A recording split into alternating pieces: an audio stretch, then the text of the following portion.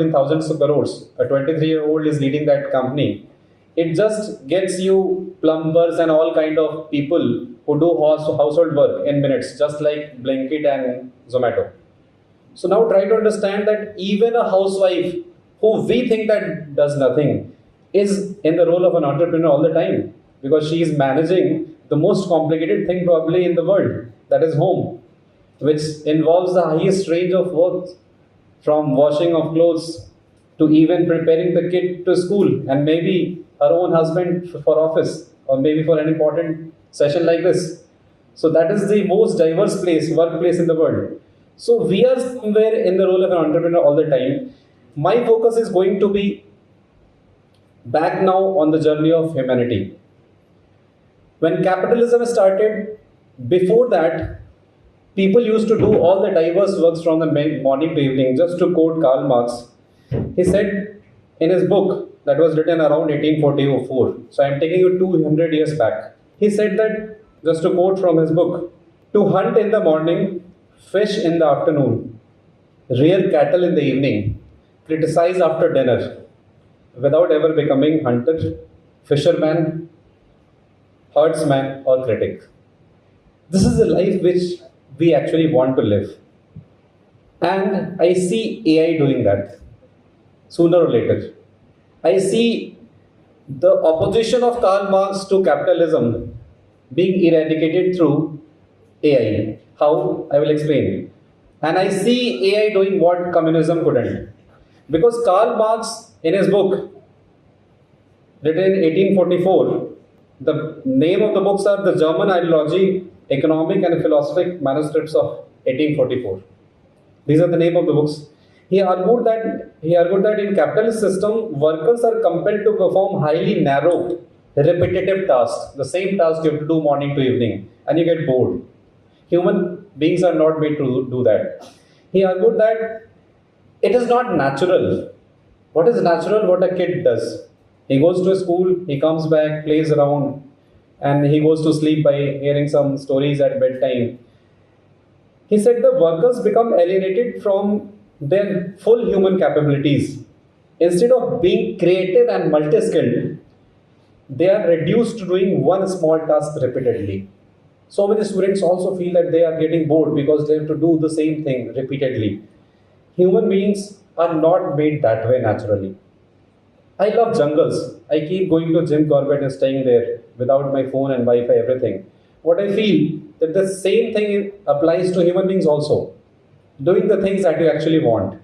Why I'm coming to AI? Because I think AI has got that solution after almost 200 years. What the objections were raised by Karl Marx. Why? Because this super specialization that human beings are supposed to do, like a teacher who teaches, he cuts down almost all the roles. Like I'm a teacher of mathematics, but right now I also find out time to play cricket because cricket is the core of my heart. I am a leg spinner. I also participate in marathons. I also write Hindi poetry. And I see AI as something which is going to be very crucial for all of us who have, actually, we have many more passions than just what earns us bread. So I see AI doing this, what we actually want, because we will have enough time for all other things. Living as a human being, maybe giving enough time to family, my kids, because my son and my wife are also around for the session. And I see an unusual pressure in the age of entrepreneurship. I recently came across the story of an Indian girl who is now settled in US, 𝗷𝗫𝗀𝗃𝗍𝗃, who started coding at 7, at the age of 7, believe me. And now, right now, around at the age of 15, she is running a company named 𝗨𝗽𝗱, an AI research assistant startup. What is the role of AI here? And I wonder which way we are going, because chasing an entrepreneur's life is chasing one idea, implementing it, then chasing success and money. And chasing success and money has led us to such levels. And I wonder why kids of 11, 12, 13 are being forced, because maybe at the age of 40, you will have a lot of wealth, name, fame, everything, and then you would like to live your childhood. You won't be able to enjoy the things that you have sacrificed.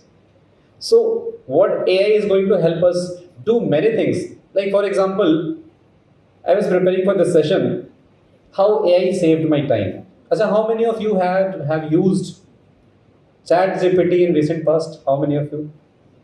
Most honest answer? Almost everyone. Okay. I also used it for preparing the speech, because one Gita shlok that I forgot, not in the way, because some people laughed, so I instantly connected it.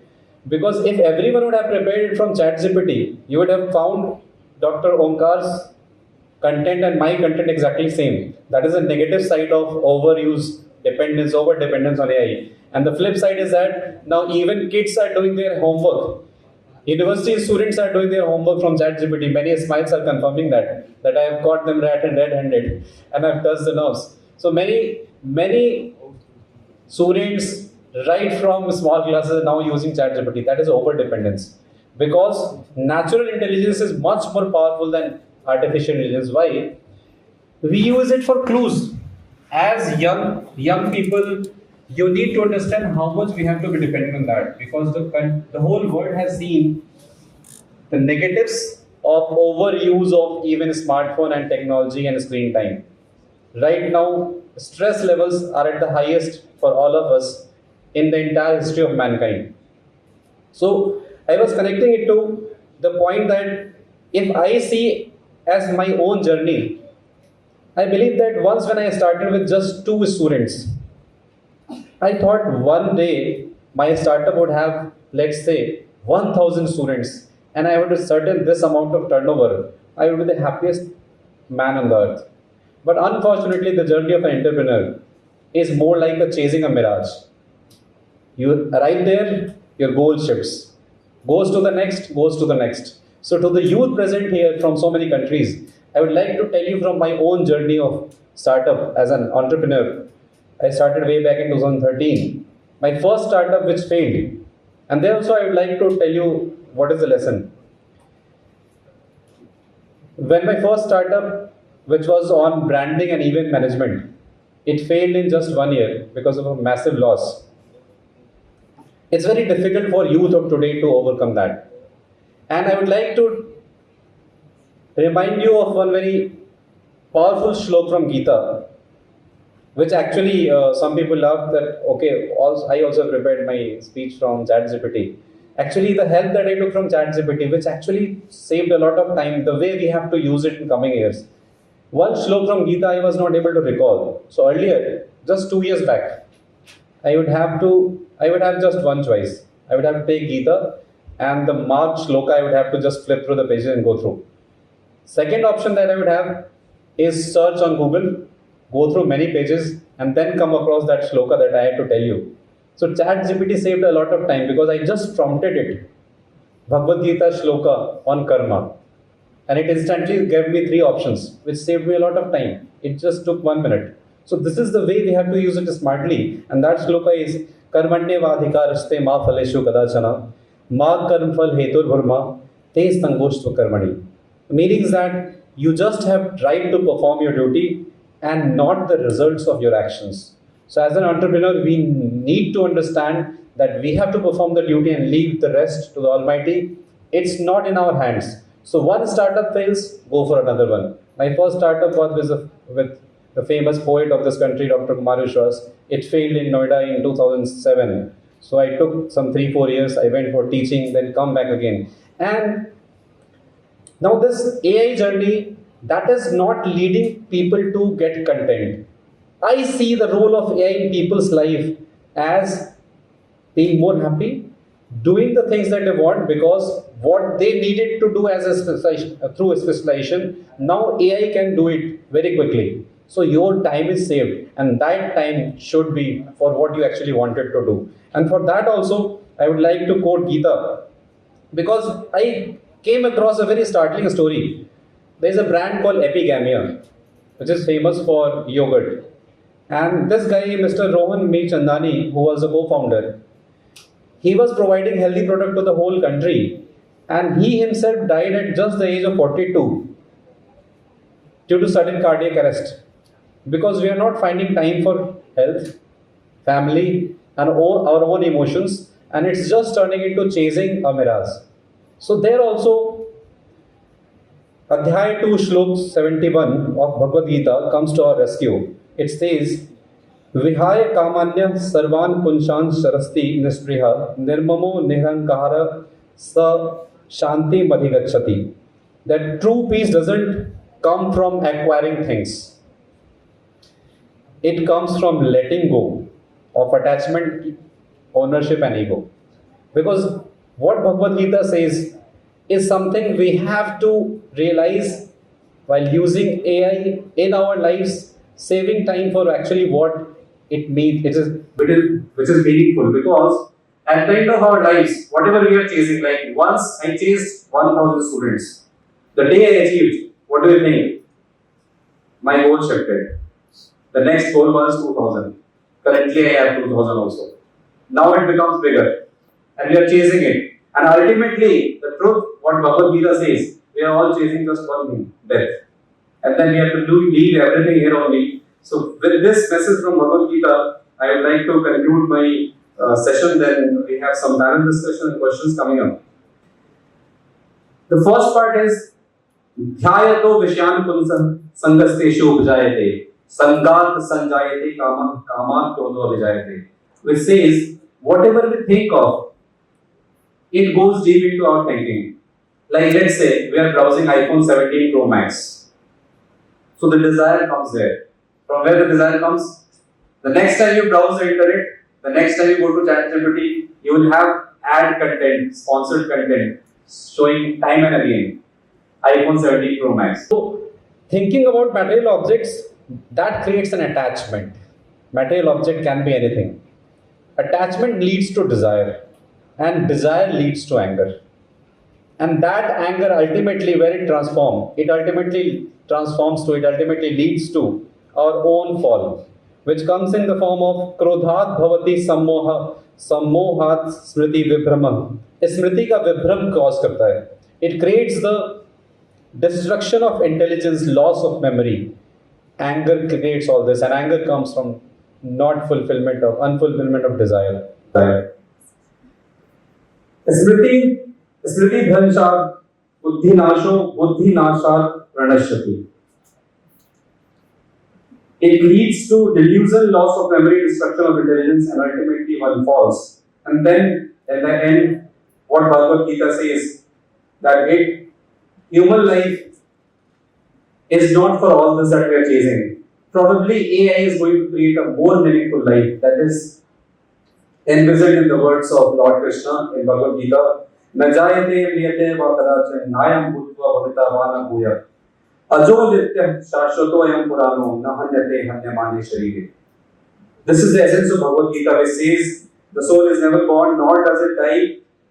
It is eternal and cannot be destroyed even when the body is destroyed. So whatever we are earning, it is going to get over once the body is finished. But the soul never finishes. It is again born and born. With these words, I would like to sum up my session. Thank you.